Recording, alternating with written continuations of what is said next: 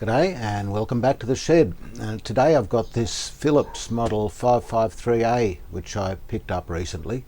I had to negotiate pretty hard for it. The owner wanted too much money for it, but after a few weeks I managed to wear her down and got it for something I was willing to part with. And the reason I persisted is that this radio has an FM band. The VHF marking on the dial there, and I noticed it's graduated from 8.8 up to 100 megahertz here.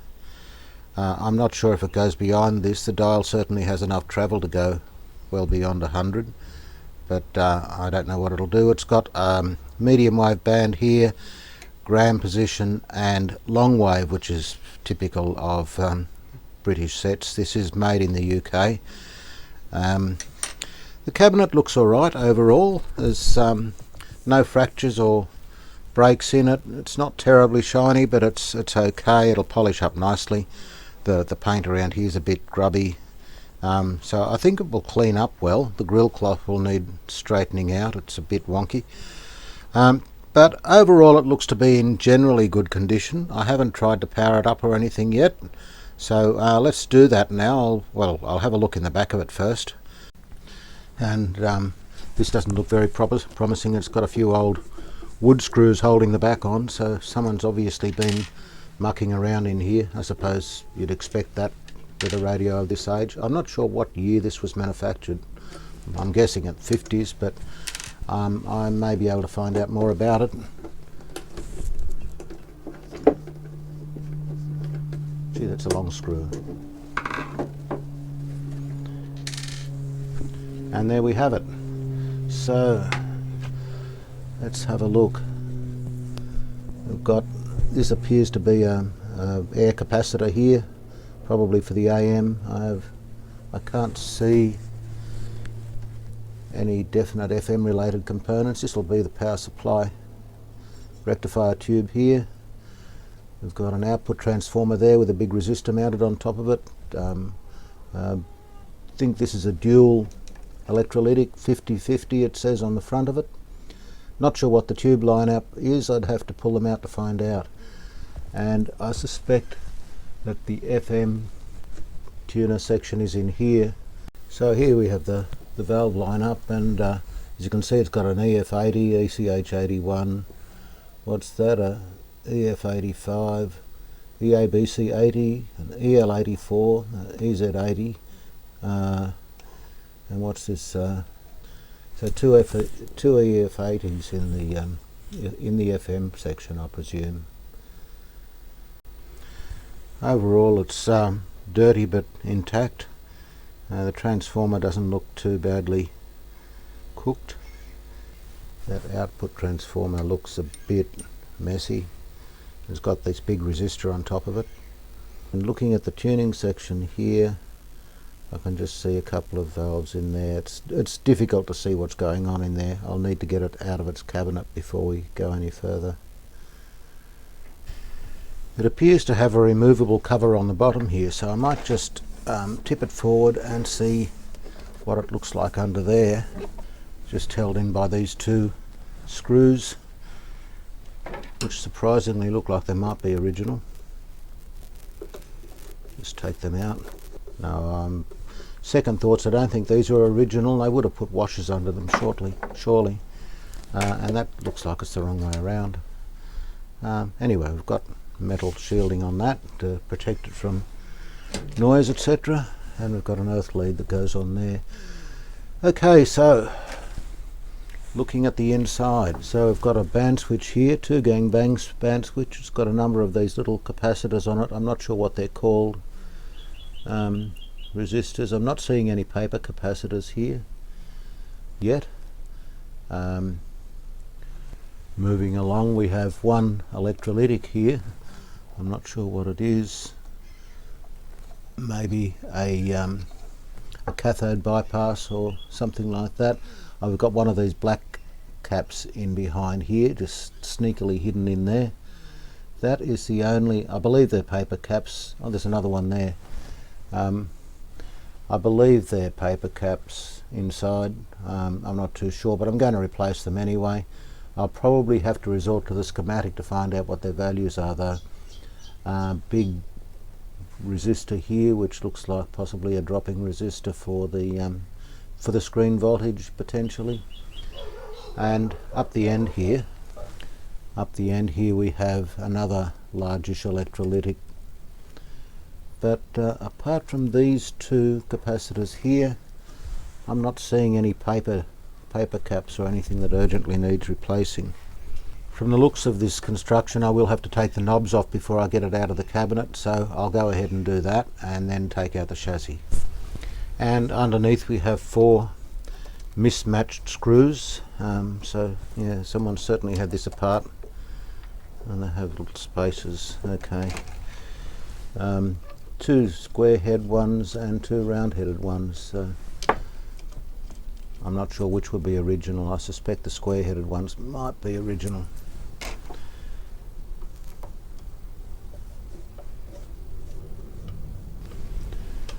Okay, so that might now just slide out. The lights, yep, there we go. Looks like the speaker's going to stay in there, and the ferrite antenna's fouling on this clip at the top, so I might just have to take that out first. Okay, so that's out now, so I'll just try to maneuver this past the various clips.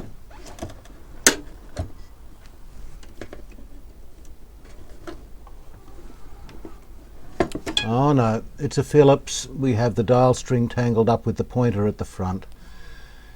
So obviously you have to take the whole front out before we can properly remove the chassis. Actually, you don't have to do that. This whole dial plate just lifts out and the pointer just disappeared underneath there, so it will now come out with the chassis. I don't know what holds that in. I think it's just pressed in. Lucky it's still there really. The speaker leads are taped up, so then they're not even soldered. Well, that makes it easy, doesn't it? Just pull that out. There we go, and out she comes. I'll put that aside. Okay, let's have a look at her. The dial pointer just floating there. The dial string's been strung with, looks like fishing line, nylon, and yeah, of course it is a Phillips. We've got cables running the dial string up around this tube and onto the drum of, that looks like the AM tuning there. So the AM works through these cables, and this no doubt drives the FM tuning directly off this spindle here. I dare say that's a variable permeability tuning, whereas the AM will be the conventional air capacitor. Okay, the transformer looks a bit old and crusty, but this looks like some kind of thermal link here. It looks as if that might melt and let go. That's connected to the neutral side of the power cord, and the other side of the power cord comes up from the switch, and it's on this red wire here.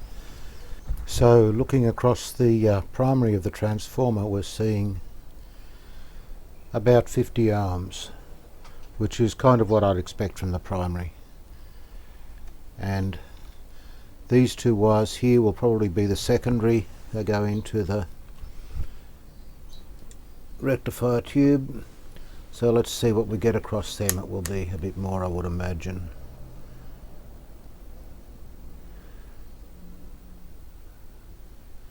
I'll put it on. Okay, so 200, just a bit over 200 ohms on the secondary. I'm also seeing about 10k to ground off the secondary of the transformer.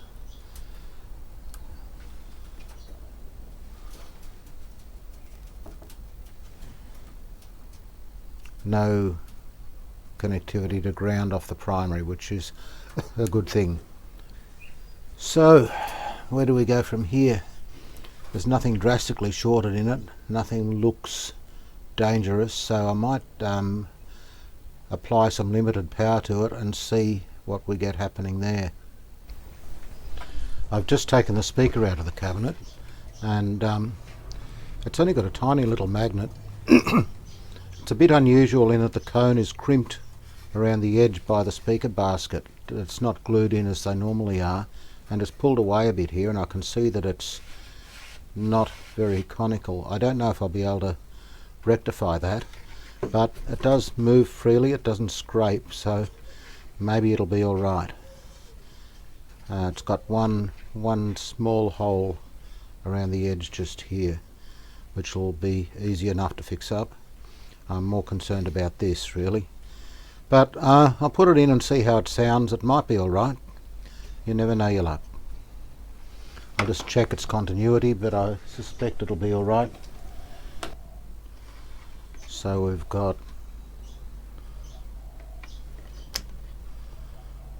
just under 5 ohms.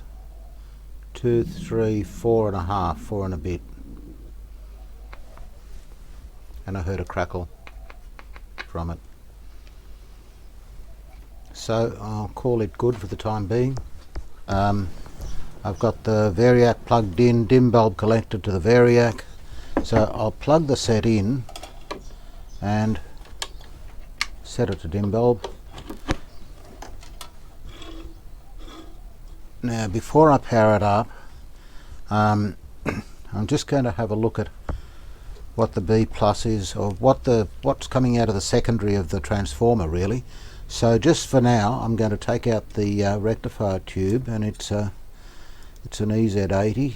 It's a little bit stiff in its socket, hasn't been moved for a while.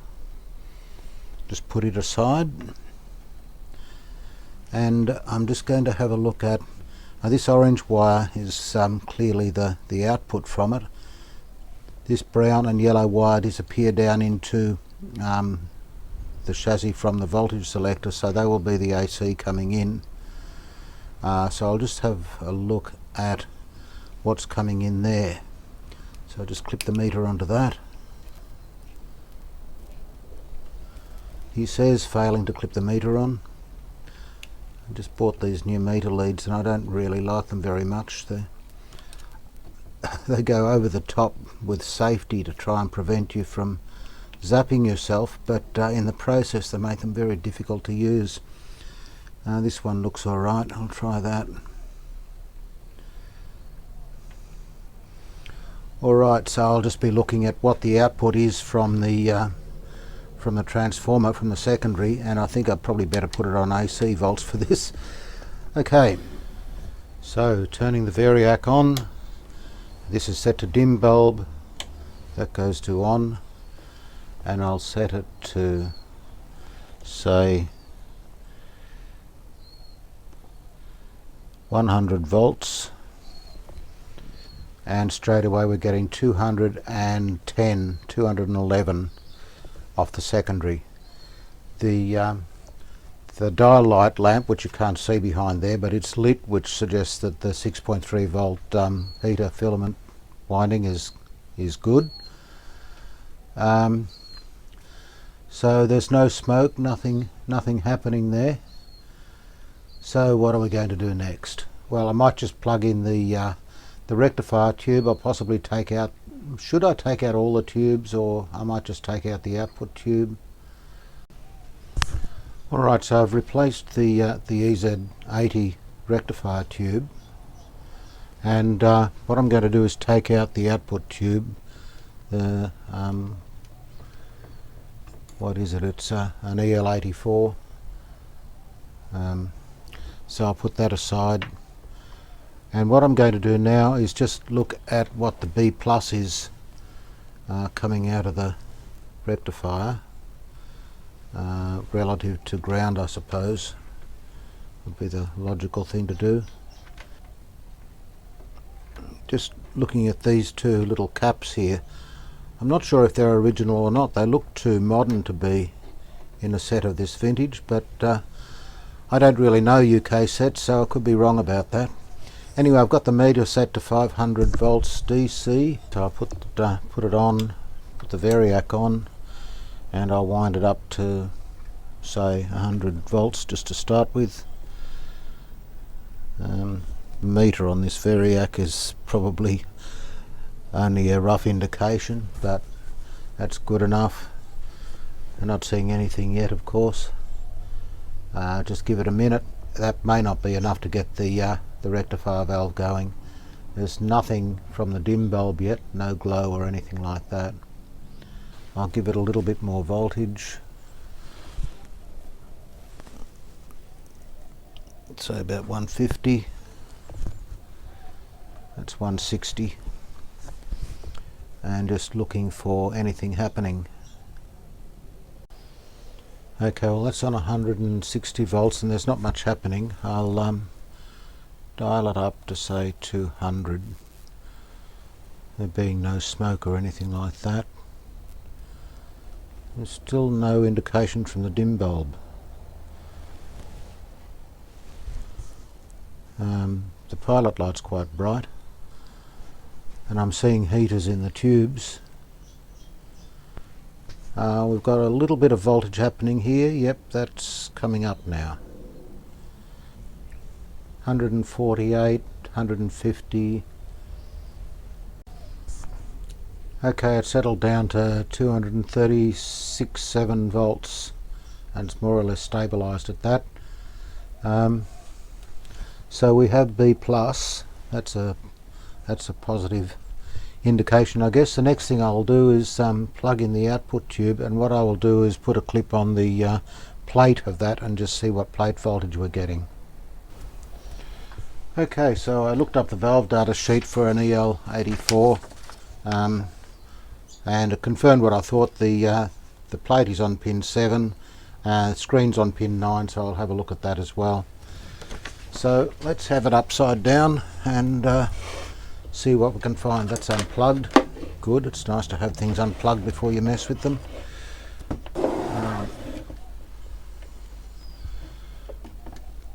Okay, so let's have a look in there, get some light on the subject. Okay, it's a bit hard to see, but here it is. So pin 1, 2, 3, 4, 5, 6, 7. It's this one here. This yellow wire, and just confirming that does come up through the chassis to the output transformer, so that would be right. Actually, before I power it up, I think I better have a look at this capacitor on here, and also maybe the grid coupling capacitor for the output valve as well. It's possibly dodgy, and something's been making that resistor heat up by the looks of it. Okay, I've downloaded the schematic from Radio Museum and just looking at it here, here's the output transformer. We have from the plate to, well, via R34 to ground, this C35, so that will be the dodgy looking one we're looking at. Also off the other side of the output transformer we have R1, which I think is that big pink resistor. I'll have to check, but I think that's it. So R1, here it is, 1.2K, 10%, 3 watt wire wound resistor. So that'll be that big fat dodgy looking one. And we're also looking at C35. Here we are, C35, 100 picofarad. The only other thing I think I probably should have a look at before applying power is C52 here. This is the grid coupling cap from the plate of the preamp tube. So pin 1, 2, so this is the grid. It goes through this brown, black and red. That'll be a 1K resistor, and we got this ugly great black one here, and this will be it, hiding behind the tag strip there. So I might just snip that out and replace it before I put power on it, because I don't like these old caps. Rightio, so I'll just snip him out. There's one there, and yeah, I'll have to see if I can get into that. There we are down there. There we are. I'll have to try and remove him from behind there somehow. Come on, out you come.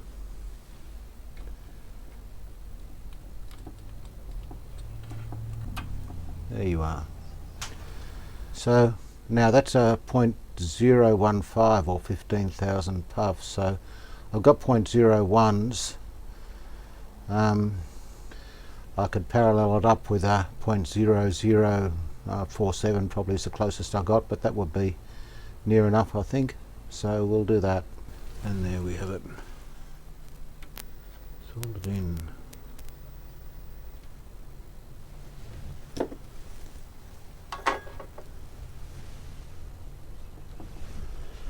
There, that should be okay. It's not near anything. It's not going to short on anything. Yep. As for that 100 puff capacitor to the chassis, I'm just going to cut that for the moment. I will replace it. I've got some 100 puff caps there, but I just want it out of the circuit for the moment before I go testing anything. So the next thing to do is to pick up the plate of the output tube. So I'll just get a lead onto that, and I can use the wire off that cap for that. There we go. Hopefully we've got a decent connection there. It's very dirty. That should be alright. Okay, so I've got the digital meter hooked up to the plate of the EL84, the output tube, where it comes out on the output transformer there. That's the most convenient place for it. And the analog meter I've just hooked up to the plate voltage, to the B+, just to see where that sits. So I've got it plugged in. I'll dial it down. It's on dim bulb. I'm going to turn it on and dial up some voltage. And I don't expect to see anything yet, but I'll set it for 100 volts, and there's nothing showing on the dim bulb yet. So I'll just keep on going up. Nothing's going bang. I'm now looking at 200 volts. No smoke coming out, no nasty noises from the speaker. So I'll dial it up to 230 volts. There we go. And okay, we're starting to get some readings on the meters here. And the plate voltage is coming up to 206, 28, 10, 12. And the B plus is sitting on 280 or thereabouts, as near as I can read the analog meter. We've got 252 on the plate. Not hearing a thing. Just turning it up. No sound from the speaker at all. I haven't been so hopeful as to put an aerial on this, but I'm not really hearing anything at all from that speaker. What I might do is dial it down a little bit and go off dim bulb and then bring it up slowly to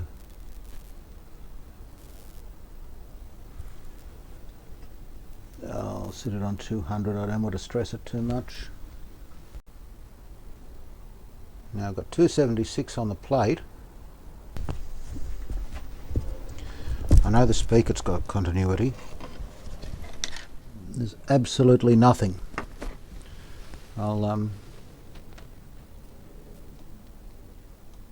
no crackles from the volume control.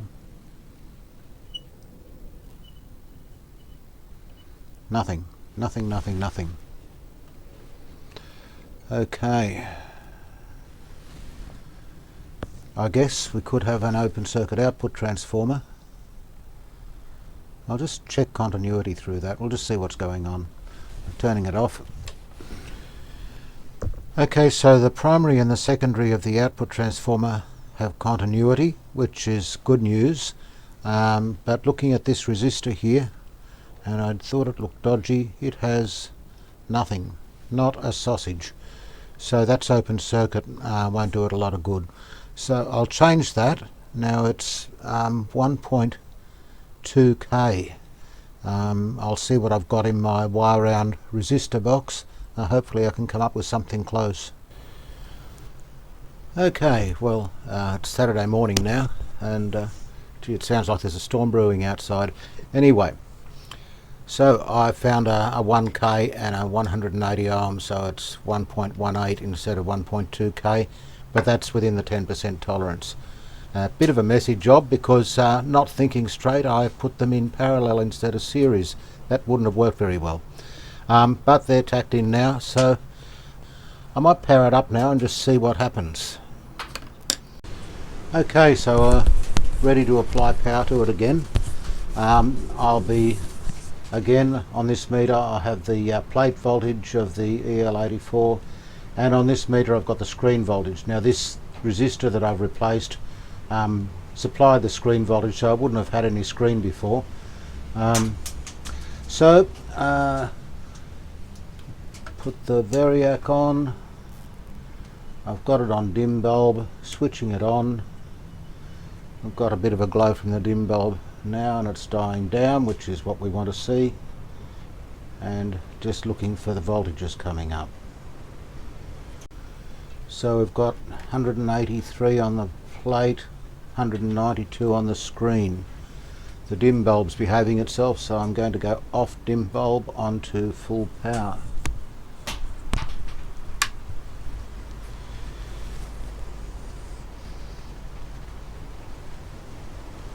Coming up. Seems to have settled down to 235 volts on the plate, 261 on the screen. That's a little surprising. The schematic suggests 260 volts on the plate, and we've got 232. Is that a 6? Yeah, it is. A screen 255. We've got 260. But the plate voltage is a little bit low. Not sure why that is, but we haven't recapped it yet. And I'll see if we get any noise. Yeah, we've got crackles.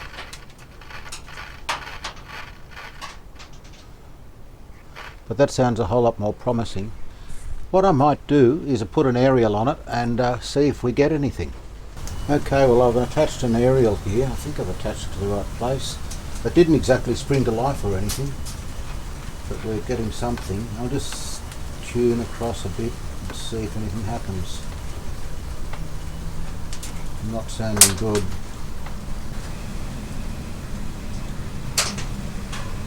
Of course, I don't know what band this is set on. Whoa!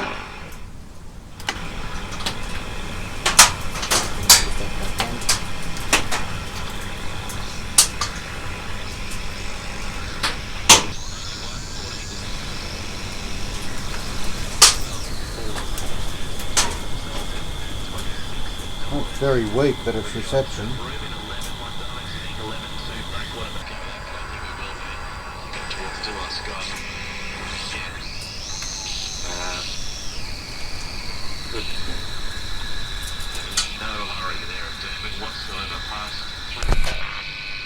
Well, that's pretty poor reception, but it is reception. I'm not sure if I've got the aerial in the right place though. I didn't really check. I'll see what I can do with that.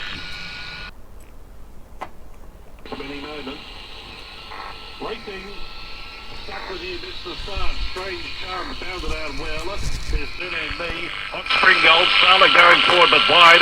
Then Prometheus, Enterprise, Prince and Skins was last, 45.58. The first 750 metres, Strange Charm, and a good run in front from Don't Stop. Lamb Fields 3 wide, putting Jack the Lamb 40.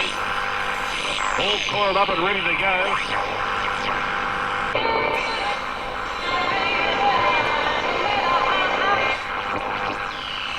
Falling Fault. Figaro is in cinemas from July 14, and the film review was by Brisbane Neil.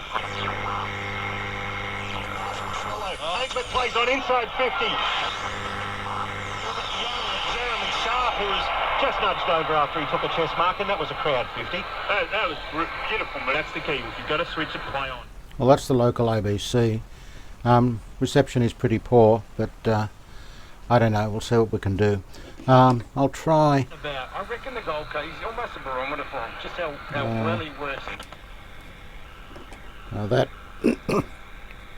will either be long wave or FM.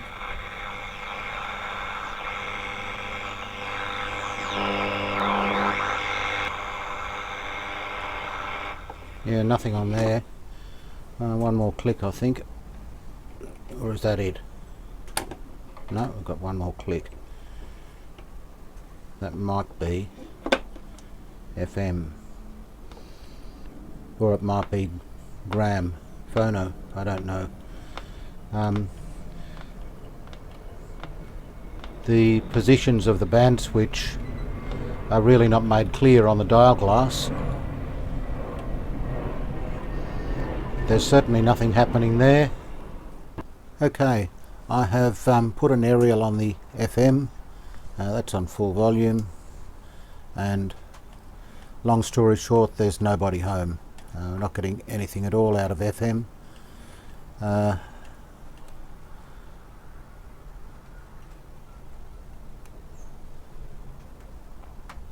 Hardly a crackle. So obviously the FM's not working. Now this is only the second ever FM valve radio I've ever worked on. The other one was the Nordmender, and it didn't have any major issues with the FM. So I'm going to have to troubleshoot this. I guess it's just a case of following the circuit through and taking it in logical steps.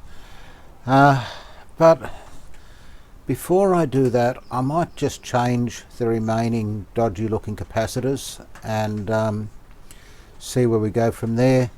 The FM section is pretty much buried in here, so I'll have to do some disassembly to get at it. And the AM reception is still pretty poor, although I think it has improved a bit. Now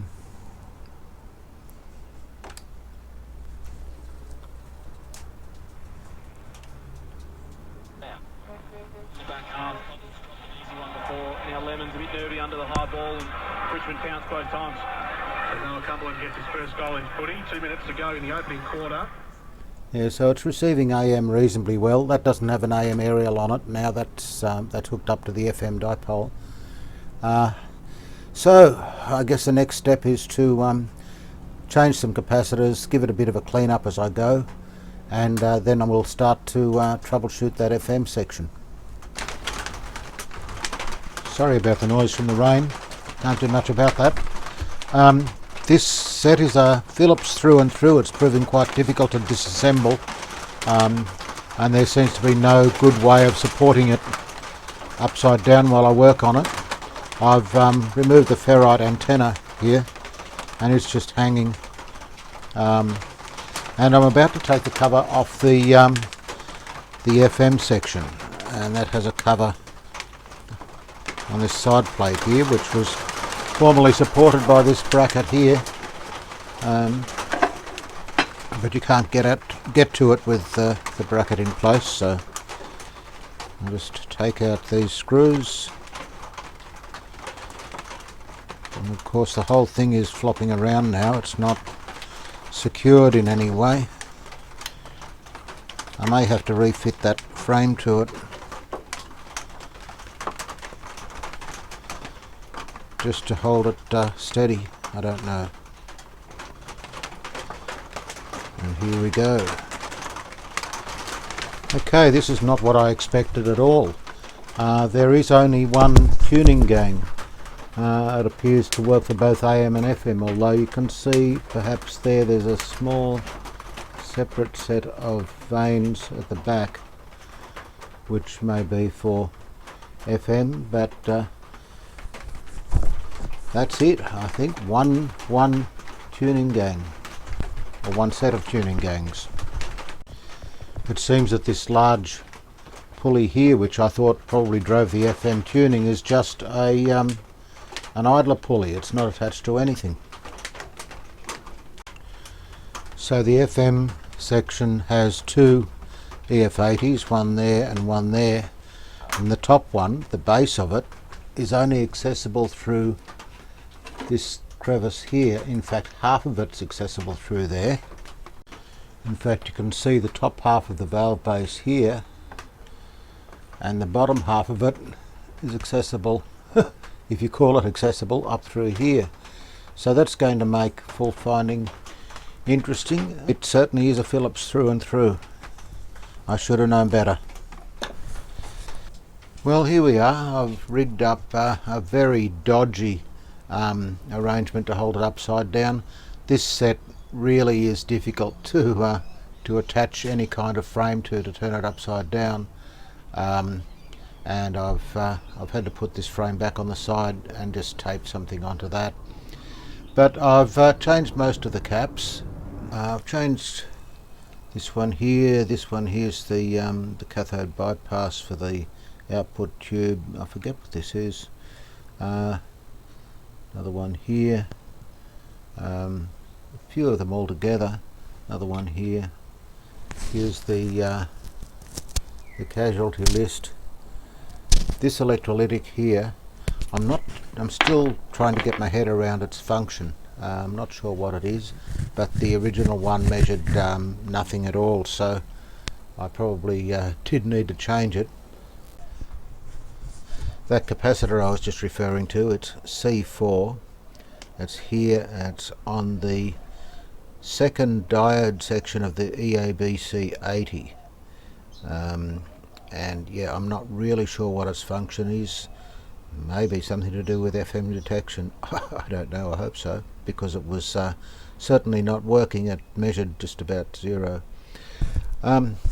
So anyway, the rest of them I'm pretty confident of what they're doing. There's only one more to go, and that one more is C49. It runs from a tap on the volume control down to ground, so I presume it's something to do with tone shaping. Possibly not all that critical, but it's an odd value. It's 8,200 picofarads, so 0.0082 microfarads, and I don't have any of them lying around, so I'll have to make it up. So I've got a 0.47 and a 0.33, which will add up to 0.008, and there it is there. I'll just take the clip off it. Another one of these tar covered things. Well, that's that one done. A little bit of a bugger to get to, but we got him in there. Well, that's more or less it for the recap. I didn't see any in the FM section that looked like paper caps or looked like anything that would drift there. Mostly these little I think they're wire wound caps over a former. I'm not sure how they work, but I think they're pretty stable and reliable, so I'm not going to touch them unless they prove faulty. The more astute of you may have noticed that I haven't changed the power supply filter caps, and there's two good reasons for that. One is that it doesn't have any hum in it and the voltages seem stable, and the other one is that I don't have any of the correct values. I've ordered some more from Carl's Capacitors, and when they come I'll still replace them as a matter of course, because I just like to do that. So now it's a matter of taking off all this junk, putting it back together, and I'll give it a run and see how it goes. Okay, well, I've got it put back together at least. I've got it hooked up to the variac here. Power is off at the moment, it's on dim bulb. I'll set it to say 200 volts. Actually, I'll bring it up slowly. I'll set it to 180. Need to get the rectifier working though. Put that on. Dim bulb. Now this meter is on the plate, and this one on the screen. Pretty easy to access those off the output transformer there. That switch is on. Volume to max. Let's just turn it on. We've got a slight glow from the dim bulb and it's dimming off, which is what we want to see. And yeah, you would think from looking at it that I haven't made any attempt to clean this, but it doesn't clean up well, unfortunately. It's not going to be a pretty chassis. If I can get it working, I'll probably make some effort to go a bit further with it, but at the moment At least it's clean enough to work on, but yeah, it doesn't look great. So we got some voltages coming up now. Just wait for it to come up. I will bring it up to 20 on the variac. Now the schematic says the plate voltage should be 260 on AM. Well, it's only showing once, it's only coming up to 170. I have got an aerial attached to it, and I've got it hooked up to the shop speaker. Those voltages really aren't very good, but it's on AM. I'll just see if we pick anything up.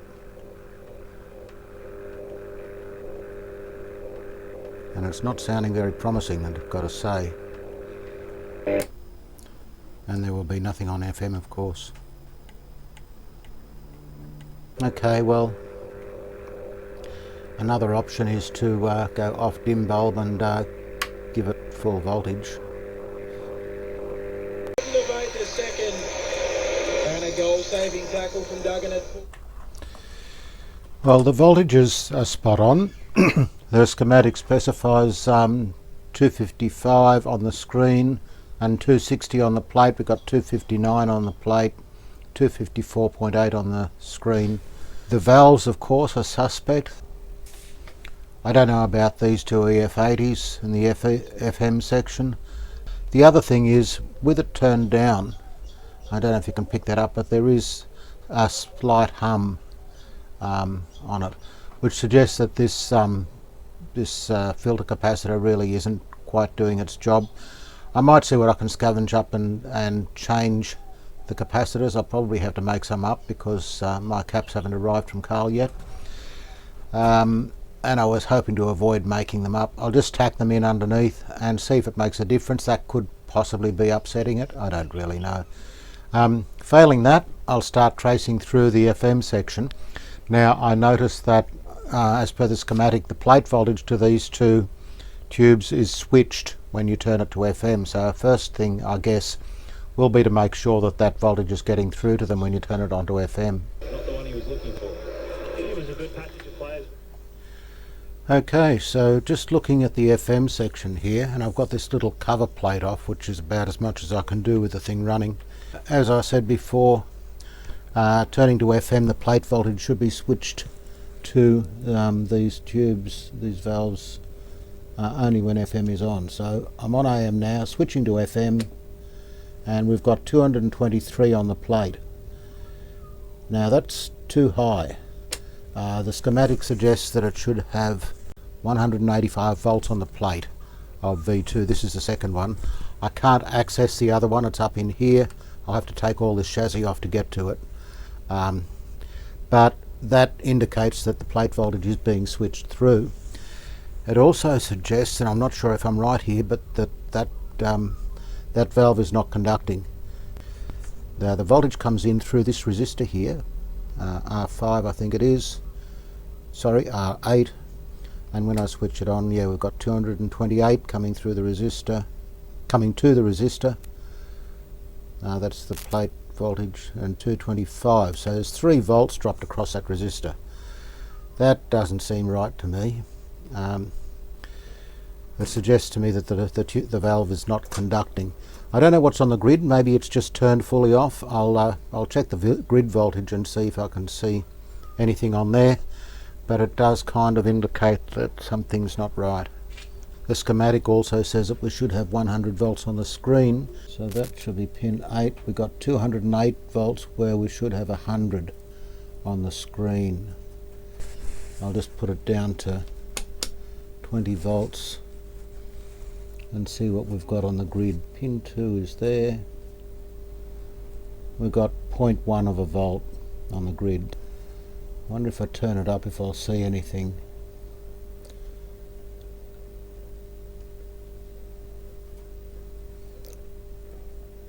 No, but I am hearing something.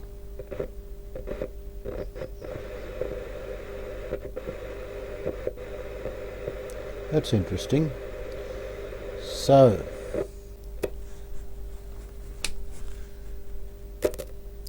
So looking at the screen, 207 volts again, and the plate 221. I don't know why those voltages are so high, but there is certainly something happening when you touch the grid. Okay, so I've taken the cover off the side and managed to get it to operate like that. So the top EF80, the one, it's up here behind this section here, but the plate of it runs off this coil here, and it's got 219 volts on it. And again we've got 212 volts on the screen. I'll just have a look at the cathode should be near ground, and that's on, let me see, pins 1 and 3. So it's very difficult to see what you're doing up in here. There we are though, there's pin 1.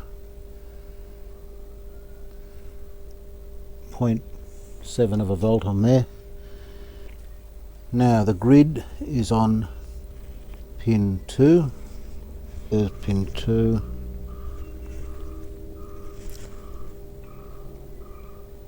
Nothing on there, and no noise when I touch it, interestingly. Okay, so I've spent some considerable time tracing through the circuits here. I've checked continuity on every coil. We knew that this one had continuity because we're getting plate voltage there. The same with this one. I've checked continuity here, here, and this coil here. Now this looks to me like an oscillator, and I would expect that if that's the case, that's being fed into the grid there and the secondary onto the plate via this coil here. So I would expect to see an IF frequency on this coil of 10.7 megahertz. So that's something I suppose I could check. My oscilloscope goes up to 30 megs, so it's not going to be able to see anything on the oscillator. That'll be running at broadcast frequency plus 10.7 megahertz, I suppose. So I'm not going to be able to see that. The only thing I really can check, apart from checking the values of individual components and continuity of the coils, is if I am getting any IF frequency out of this. So the bottom of that coil is here. It's a bit difficult to see. That yellow wire goes up to, I guess, the plate of the EF80, and the secondary here will be this little wire here which feeds into the switch. So I'll power it up, put my scope on and see if we see anything on that. Is via Mackenzie's. That's good to know. Okay, so we'll put it on FM. Watching the scope, nothing. Absolutely nothing. That's maximum sensitivity, and I should be seeing something there. The scope should be picking up an IF frequency there. So my feeling is that the oscillator's not working, which would explain why we're getting nothing through. I'd have to say AM is working better since I changed those capacitors. I thought the filter capacitors would be okay to get by with, but I changed them anyway. I just put in a few 24 UF ones. I didn't have any 47s, and it seems to have made a world of difference to AM, although there's still a bit of heterodyning as you tune across the stations, and I think that's probably down to poor IF alignment. Maybe I can fix that up. In any case, it looks like there's no one home on FM. I'm hoping that it might just be one of those EF80s. Well, I feel as if I'm running out of options here. The next step will be to get the valves tested. It could be one of the EF80s, or it could even be the detector valve, the EOBC80, although I don't think there's any signal getting to it to detect. But at the moment I'm going to put this aside. I've got another project that I'm really looking forward to getting into, and so while I'm getting the valves tested, meanwhile I'll make a start on that. I hope you've enjoyed this video, even though I didn't get it going, and I hope you can join me in the shed for my next project.